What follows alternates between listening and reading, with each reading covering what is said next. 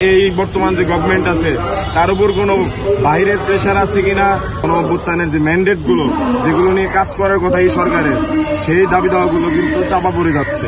আজকে আপনারা জানেন আমরা পিলখানা হত্যাকাণ্ডের যে ঘটনায় মিডিয়ার সদস্যগণ এবং তাদের পরিবারের সদস্যগণ এখানে শহীদ মিনারে এসে জড়ো হয়েছে, আন্দোলন করছেন, তাদের সাথে সম্মতি জানিয়েছি।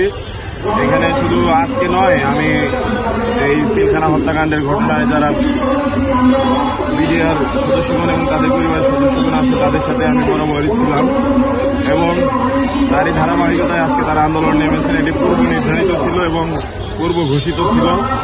তাদের দাবি দাওয়াগুলো সম্পূর্ণভাবে যৌক্তিক হয়। এখানে আমি আমার জায়গা থেকে এবং আমার যে জাতীয় নাগরিক পার্টি তার পক্ষ থেকে জানাচ্ছি যে জাতীয় নাগরিক পার্টি সবসময়ই মনে করে যে জনগণের যে ন্যায্য দাবি দেওয়া তার সাথে থাকতে হবে। যেহেতু গণ অভ্যুত্থানের নেতৃত্বদানকারী ব্যক্তিগণই এই জাতীয় নাগরিক পার্টিতে আছেন, সেহেতু তারা কিন্তু খুব ভালোভাবে জানেন যে গণ অভ্যুত্থানের অন্যতম প্রভাবক বা নিয়ামক কি কি ছিল। তো সেই জায়গা থেকে আমরা খুব ভালোভাবেই জানি যে জাতীয় নাগরিক পার্টি এটি ধারণ করে যে 24-এর গণ অভ্যুত্থানের অন্যতম একটি নিয়ামক হলো এই পিলখানা হত্যাকাণ্ড বা বিডিআর হত্যাকাণ্ডের ঘটনা।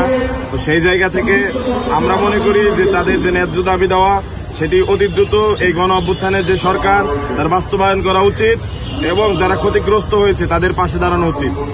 যদি না দাঁড়ায় তাহলে আমরা মনে করব যে 24-এর গণ অভ্যুত্থানের ম্যান্ডেট তারা পূরণ করতে ব্যর্থ হয়েছে। এবং তার পাশাপাশি শুধু এটি নয়, যারা গণ অভ্যুত্থানের পক্ষে শক্তি হিসেবে দাবি করে, বাংলাদেশপন্থী হিসেবে দাবি করে, সেই সকল রাজনৈতিক দল কিন্তু তারা পরিপূর্ণভাবে সামনে আসেনি এই ঘটনা সম্পর্কে। এমনকি একটি পাবলিক স্টেটমেন্টও কিন্তু তাদের কোন রাজনৈতিক ব্যক্তিবর্গের মুখ থেকে আমরা বের হতে দেখিনি। এর পাশাপাশি এই বর্তমান যে গভর্নমেন্ট আছে তার উপর কোনো বাইরের প্রেশার আছে কিনা কিংবা দেশের ভেতরের কোনো প্রতিষ্ঠানের প্রেশার আছে কিনা এটিও তারা স্পষ্ট করেনি। যদি তারা স্পষ্ট না করে তাহলে কিন্তু জনগণ ধর্ষার মধ্যে থাকবে। তার পাশাপাশি পরিপূর্ণ স্বাধীনভাবে কাজ করার জন্য যেই কমিশন গঠিত হয়েছে তারা স্বাধীনভাবে কাজ করতে পারছে কিনা সেটিও কিন্তু স্পষ্ট নয়। তাদের কার্য পরিধির যে ধারাগুলো আছে সেখানে কিন্তু অবশ্যই বড় ধরনের সন্দেহ সৃষ্টি করে যখন সেখানে আমরা দেখি যে স্বাধীনভাবে তারা কাজ করতে পারবে কি পারবে না সেইখানে কি অস্পষ্টতা রাখা রয়েছে।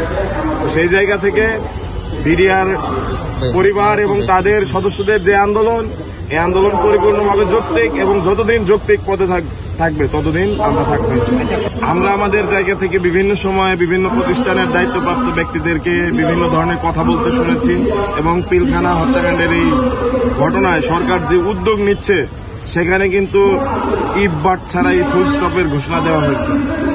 সবকিছু মিলিয়ে কিন্তু আমরা এটি ধারণা করি বিভিন্ন প্রেক্ষিতে যে এই সরকারের উপরে চাপ রয়েছে। তার পাশাপাশি আমরা দেখতে পাচ্ছি যে এই সরকার যখন থেকে দায়িত্ব নিয়েছে তখন থেকে বারবার নির্বাচনের কথা বলা হচ্ছে এবং নির্বাচনের কথা বলার পর এখন যখন আরো বেশি আওয়াজটি জোরালো হচ্ছে তখন কিন্তু এই যে ন্যায্য অধিকার বা গণ অভ্যুত্থানের যে ম্যান্ডেট গুলো যেগুলো নিয়ে কাজ করার কথা এই সরকারের, সেই দাবি দাওয়াগুলো কিন্তু চাপা পড়ে যাচ্ছে। তো যারা নির্বাচনের কথা বলছে তারা আবার এসে কিন্তু তাদের ইশতেহারও প্রকাশ করছে না কিংবা বলছেও না যে তারা যখন পলিটিক্যাল গভর্নমেন্ট ফর্ম করবে তখন তারা তাদের বাস্তবায়নকৃত কাজের তালিকায় সর্বপ্রথম এই পিলখানা হত্যাকাণ্ডের ঘটনা। সেখানেও কিন্তু আমাদের একটি প্রশ্ন রয়েছে। এখানে এই সরকারকে সামনে রেখে যখন আমরা আন্দোলনটি করছি যৌক্তিকভাবে এই সরকারের কাছে চেয়ে, রাষ্ট্রের কাছে দাবি দেওয়া চেয়ে গণ অভ্যুত্থান পরবর্তী বাংলাদেশে, সেই মুহূর্তে কিন্তু বিভিন্ন রাজনৈতিক দলেরও দায়িত্ব রয়েছে যে এখানে জনমত গঠন করা, তাদের পাশে এসে দাঁড়ানো, তাদের সাথে সংহতি জ্ঞাপন করা। তো সেইখান থেকে যখন আমরা ফিল করছি যে সরকার হয়তো এখানে বিভিন্ন জায়গা থেকে প্রেশারাইজড হয়েছে, তখন কিন্তু আসলে এই রাজনৈতিক দলগুলোর দায়িত্ব এই সরকারের পাশে দাঁড়ানো এবং সরকারকে যৌক্তিক পরামর্শ দেওয়া এবং তারা যেন এটির বিচার করতে পারে এবং যারা ক্ষতিগ্রস্ত হয়েছে অন্যায়ভাবে তাদের সম্মান ফিরিয়ে দিতে পারে।